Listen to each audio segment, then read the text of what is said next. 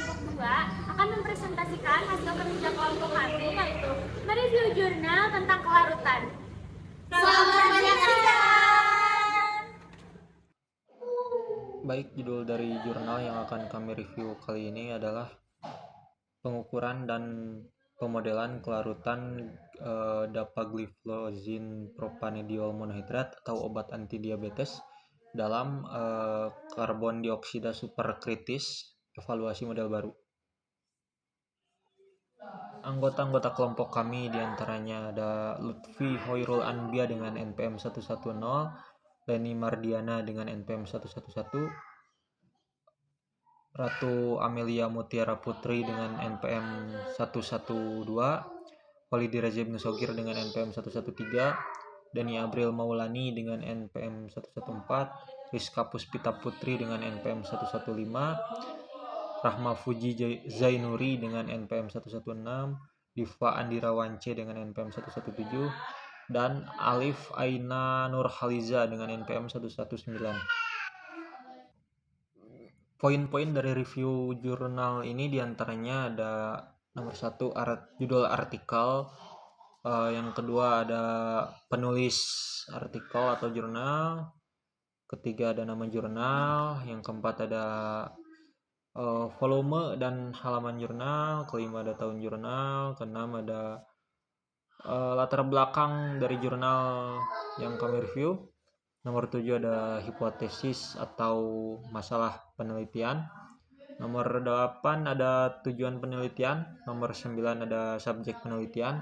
Nomor 10 ada kerangka penelitian. Selanjutnya ada literatur review, populasi dan sampel, cara pengambilan sampel, metode penelitian, hasil dan diskusi, kesimpulan, keunggulan, dan yang terakhir kekurangan. Judul dari artikel ini adalah pengukuran dan modeling kelarutan dapagliflozin propanediol monohidrat atau obat anti diabetes dalam karbon dioksida superkritikal, evaluasi model baru. Penulis dari jurnal ini adalah Golam Hossein Sodaifian, Hasan Nategi, dan Fariba Razmi Manesh. Nama jurnal ini adalah Jurnal Pemanfaatan Karbon Dioksida. Volume dan halaman. Volume ke-80 dari halaman jurnal Pemanfaatan Karbon Dioksida.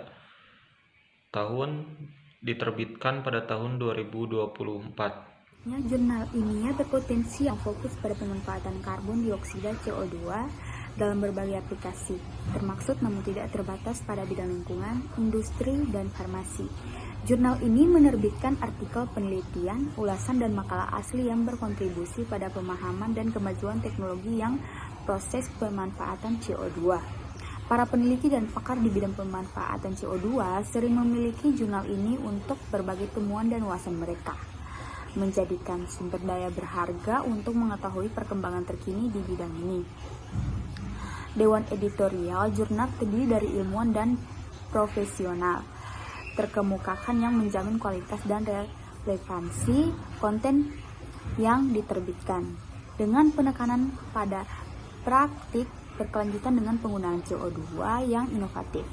Jurnal pemanfaatan CO2 memainkan peran penting dalam promosikan penelitian dan kolaborasi yang bertujuan mengatasi tentang lingkungan dan menjajaki peluang baru untuk memanfaatkan CO2 sebagai sumber daya yang berharga. Hipotesis atau masalah penelitian. Mengembangkan model empiris baru untuk mengkorelasikan data kelarutan berbagai senyawa, termasuk dapagliflozin propanediol monohidrat dalam CO2 superkritis. Hipotesisnya bahwa model baru ini akan mengungguli model yang diusulkan sebelumnya oleh Spark et al., Joyban et al., dan Bian et al. Ada dua tujuan penelitian, yaitu yang pertama adalah tujuan penelitian. Penelitian ini bertujuan untuk mengukur dan memodelkan kelarutan dapagliflozin propanediol monohidrat dalam CO2 subkritis untuk mengevaluasi model baru untuk penelitian tersebut. Dan yang kedua ada subjek penelitian, kelarutan dapalozin propanediol monohidrat sebagai obat anti diabetes dalam CO2 sukritis. Ada bagian kerangka. Penelitian ini melibatkan penggunaan dua kelompok model untuk menganalisis data kelarutan eksperimental. Kelompok pertama terdiri dari 10 model empiris dan semi-empiris dengan 3 hingga 6 parameter yang dapat disesuaikan. Sedangkan kelompok kedua melibatkan persamaan keadaan Penrobishen PIROS yang mengkombinasikan aturan pencampuran van der Waals. Selain itu, model ini mengandung empiris baru dengan 4 parameter yang dapat disesuaikan, juga diusulkan dan dibandingkan dengan model lainnya yang ada untuk membuktikan keunggulan dalam mengoreksasikan data kelarutan tersebut.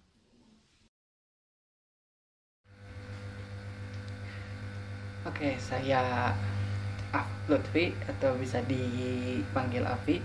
Nah, framework dari penelitian ini adalah membandingkan model empiris atau semi-empiris dengan persamaan keadaan PRIOS untuk analisis kelarutan. Selain itu, diusulkan model empiris baru dengan 4 parameter untuk korelasi data larutan. Nah, bisa dilihat dari teks yang ada di sini. The study involved utilizing two groups of model analyze the experimental solubility data. The first group consists of 10 empirical and semi-empirical model with 3 to 6 adjust parameters, while the second group involved Peng-Robinson equation of state or PRIOS combined with van der Waals mixing rule. Additional, a new empirical model with 4 adjustment parameters was proposed and compared with existing model to establish its superiority in correlative solubility data. Oke, itu adalah framework dari penelitian ini. Tinjauan pustaka pada penelitian ini berfokus untuk meningkatkan kelarutan yang ada di dalam obat-obatan dengan kelarutan air yang rendah untuk menciptakan nanopartikel yang lebih efisien. Nah, memahami kelarutan obat dengan kondisi CO2 superkritis atau SCCO2 disorot sebagai hal yang penting agar mencapai tujuan tersebut. Yang dimana tujuan tersebut untuk mengeksplorasi kelarutan dapagliflozin propanediol monohidrat atau DPM dalam SCCO2 pada kisaran suhu 308 sampai 338 derajat Kelvin dan tekanan 120 hingga 720 bar yang merupakan pemeriksaan pertama kelarutan DPM dalam kondisi ini.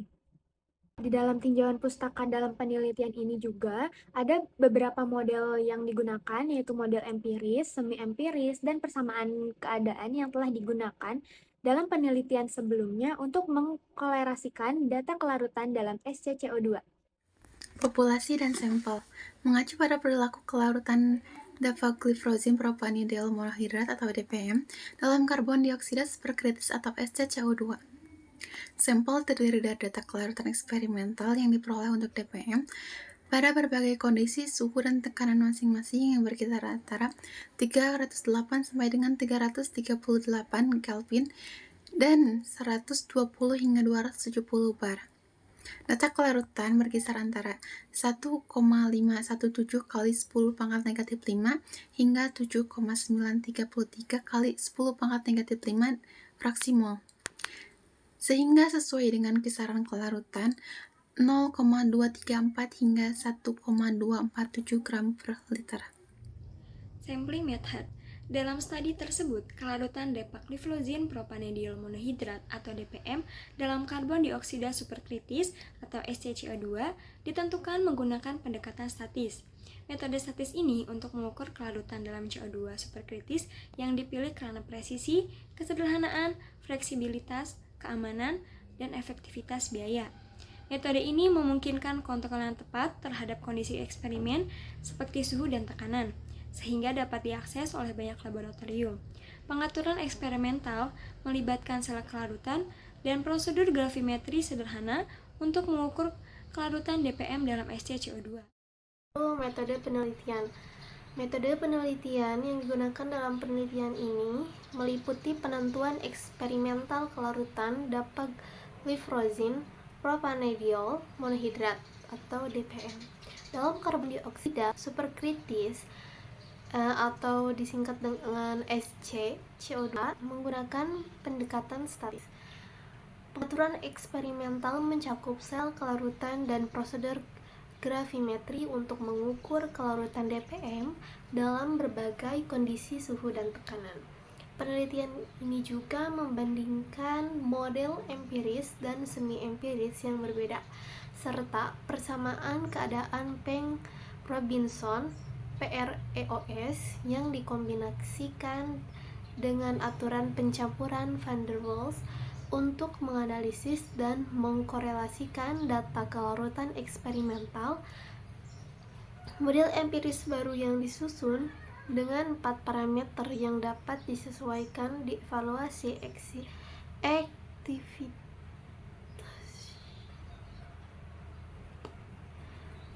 untuk menganalisis dan mengkorelasikan data kelarutan eksperimental.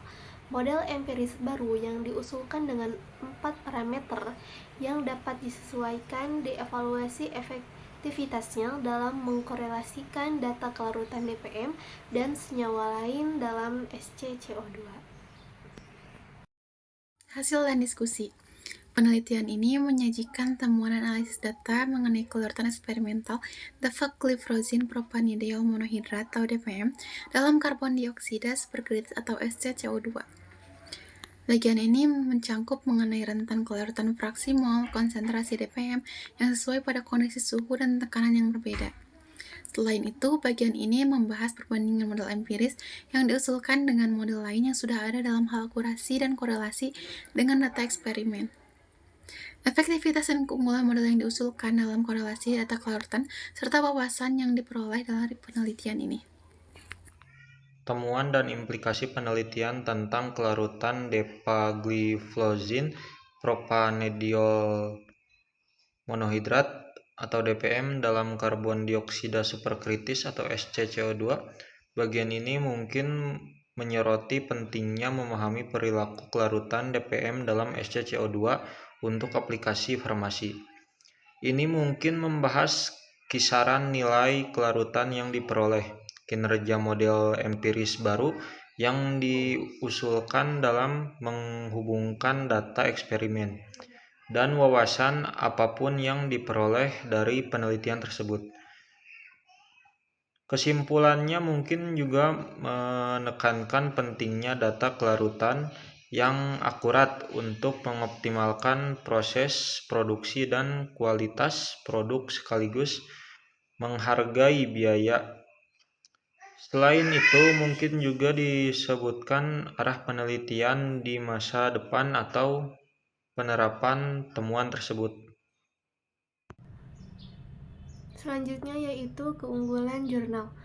Keunggulan dalam model empiris baru yang diusulkan dibandingkan model yang sudah ada dalam mengkorelasikan data kelarutan dapagliflozin propanediol monohidrat DPM dalam karbon dioksida superkritis atau SCCO2.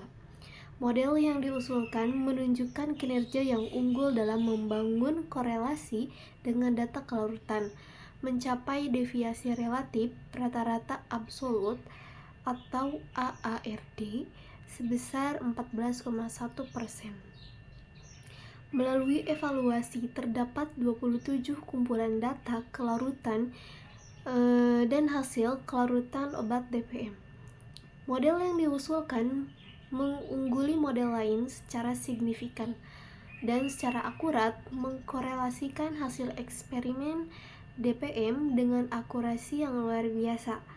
Keunggulan ini terlihat pada perbandingan dengan 3 model empiris terkuat, di mana model yang diusulkan menunjukkan kinerja yang lebih baik dalam memprediksi kelarutan DPM dalam SCCO2.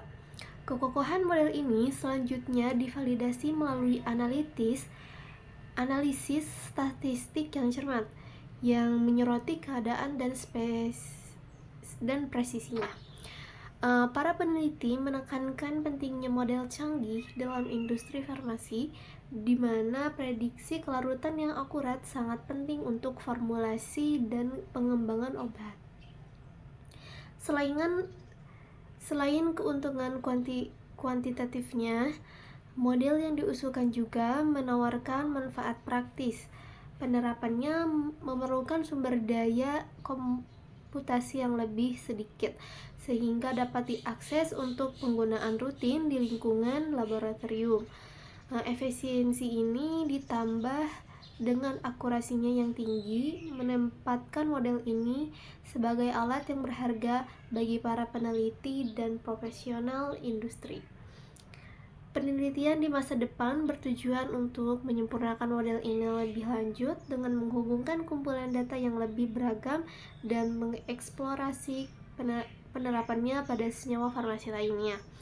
Kemajuan tersebut menjanjikan peningkatan kemampuan protektif model kelarutan yang pada akhirnya berkontribusi pada proses pengembangan obat yang lebih efisien dan efektif.